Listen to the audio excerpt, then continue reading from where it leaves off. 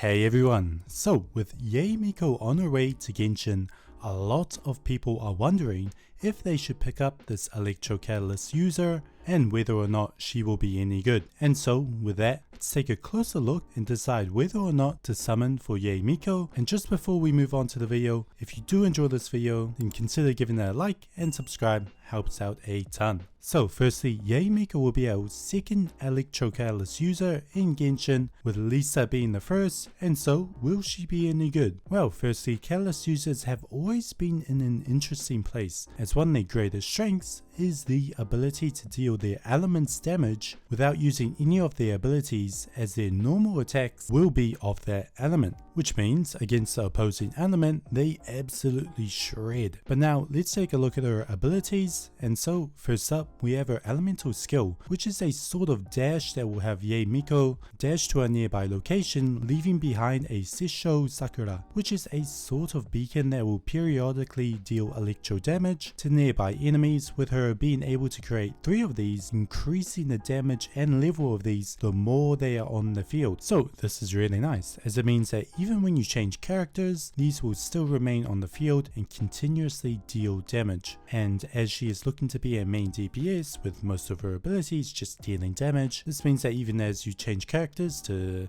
get a shield out or heal, your DPS won't suffer too much. Also, if you are perhaps changing characters to perform a reaction, these will help out a lot. Although, sadly, and this is one of the questionable things about her, is her reactions or just electro reactions in general aren't the strongest, with Super Contact only being useful for physical carries, which she is not, and so that leaves Electro Charge and Overloaded, with Electro Charge's damage not being the best, and Overloaded the damage is decent, however the knockback effect is pretty bad. But now let's move on to her elemental burst. So her burst will have her summon down an electric bolt from the skies, dealing massive damage, and summoning down additional bolts depending on how many Sisho Sakura you have on the field. So this is pretty cool, albeit a very generic deal damage burst. And so one thing that will be interesting to see is what the damage multipliers of this ability will be, as if they are bad it will be quite disappointing, as it doesn't do much other than just deal damage. However, one amazing thing about this burst is the animation for it. miHoYo has been killing it recently with their bursts, and YAE MIKO is another great one. Now as far as her talents go, we'll have her allies decrease her elemental skill by 1 second whenever they use a skill or burst, which is not bad, as this implies the sort of game plan for YAE MIKO will be to get 3 of these Sisho Sakuras on the field as fast as possible so you can maximize your burst's damage, and so this will help out quite a bit with that. Her other talent will increase her elemental skill damage depending on how much elemental mastery she possesses. So this makes sense, as the way to increase the damage of electro reactions is through elemental mastery, and so this is definitely looking like the stat to build when building YAE MIKO. Finally, let's take a quick look at her constellations. The first will have her restore 8 energy every lightning bolt her burst activates, and with her high energy costs, this is looking like an amazing constellation to get, and with it only being the first constellation, it is somewhat obtainable if you get lucky. Next is her C2, which will decrease the cooldown of her elemental skill and increase the AoE attack of it by 100%.